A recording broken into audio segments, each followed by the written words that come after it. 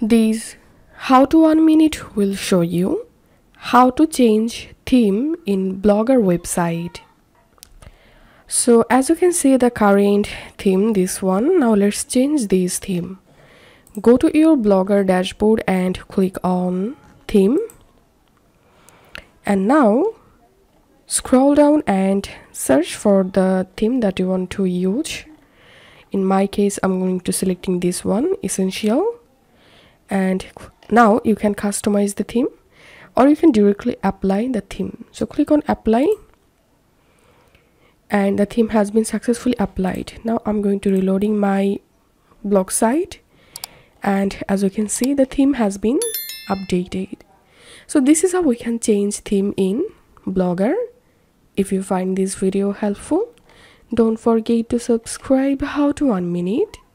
See you in the next video.